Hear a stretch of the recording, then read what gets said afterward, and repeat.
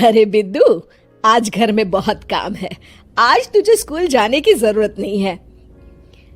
लेकिन दादी, आज तो स्कूल में मेरा टेस्ट है। अरे एक दिन स्कूल नहीं जाएगी तो ऐसी कौन सी तेरी कलेक्टर की पढ़ाई छूट जाएगी। वैसे भी मैं देख रही हूँ आजकल तो बड़ी ढीठ हो गई है। अपनी दादी की बातें सुनकर बिंदु नाराज हो जाती है। तभी उसकी माँ कहती है, अरे बिंदु, इतनी छोटी बात पे मुंह फुलाने की क्या जरूरत है। दादी बिल्कुल सही कह रही हैं। लड़कियों को तो घर के काम काज सीखना चाहिए। अरे बहू, रमेश के लाड़ प्यार ने इसे बिगाड़ रखा है। कम से कम तू तो मेरी बात समझती है। अच्छा, मेरी पूजा का समय हो गया है, मैं पूजा करने जा रही हूँ। इतना कहकर रमेश की माँ वहां से चली जाती है। इस तरह बिंदु की दादी और माँ दोनों अक्सर उसे घर के कामों में ही उलझा कर रखते थे। कुछ दिनों के बाद राजू और बिंदु के 10वीं के रिजल्ट्स आते हैं। दोनों बच्चे दादी को अपना अपना रिपोर्ट कार्ड दिखाते हैं। शाबाश मेरे लाल, तू तो बड़े अच्छे नंबरों से पास हुआ है।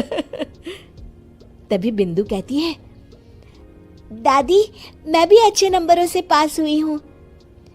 रमेश की माँ बिंदु को अनदेखा करते हुए कहती है, हाँ हाँ ठीक है, अभी यहाँ खड़ी क्या कर रही है, सुन लिया मैंने। जाकर मेरे लिए चाय बना कर लिया। बिंदु उदास होकर चाय बनाने किचन में चली जाती है।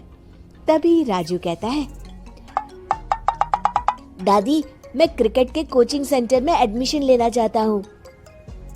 अरे वाह राजू बेटा, ये तो तूने बड़ी अच्छी बात कही। तू कल ही अपना एडमिशन करा ले, जितनी भी फीस होगी मैं दे दूंगी।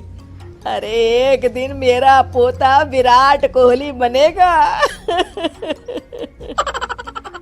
इस तरह अक्सर रमेश की माँ अपनी पोती बिंदु के साथ दुर्व्यवहार करती थी।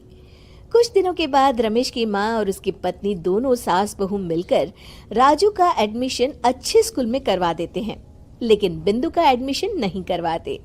इस बात से नाराज होकर बिंदु अपनी दादी से कहती है, लेकिन दादी मुझे भी आगे की पढ़ाई करनी है। अरे क्या करेगी आगे की पढ़ाई लिखाई करके, हैं? आज से ये पढ़ाई का भूत अपने दिमाग से उतार दे। इतना कहकर रमेश की माँ वहां से चली जाती है। उस दिन के बाद से बिंदु की पढ़ाई हमेशा के लिए छूट जाती है और उसकी दादी उससे घर के सारे काम करवाना शुरू कर देती है। इस तरह उसका सारा दिन घर के कामों में ही बीत जाता था। कुछ दिन बीत जाते हैं और एक दिन रमेश छुट्टियों पर घर आता है। बिंदु को घर के काम करते हुए देख उससे कहता है, अरे बिंदु बेटा, तुम स्कूल नहीं गई? पिताजी, दादी ने मेरा एडमिशन कराने से मना कर दिया है। वे कहती हैं घर पे रहकर घर के काम करना सीख।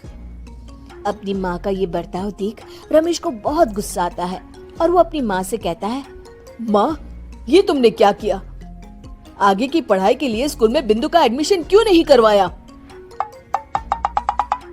अरे बेटा, लड़की जात है, ज्यादा पढ़ लिख कर क्या करेगी? वैसे भी शादी के बाद तो इसे घर के ही काम करने हैं ना। तुम किस जमाने में जी रही हो माँ? अगर कल्पना चावला के घर वाले भी तुम्हारी सोच के होते तो क्या वो पूरी दुनिया में हिंदुस्तान का नाम रोशन कर पाती?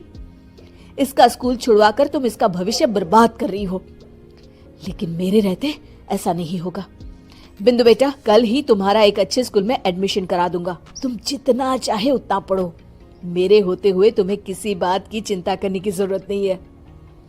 अपने पिता से हौसला पाकर बिंदु खुश हो जाती है और कहती है, जी पापा, मैं खूब मन लगाकर पढ़ाई करूंगी और बड़ी होकर डॉक्टर बनूंगी। ये हुई ना बात, शाबाश मेरी बेटी। शिक्षा, लड़का हो या लड़की, हमें दोनों को आगे बढ़ने का मौका देना चाहिए।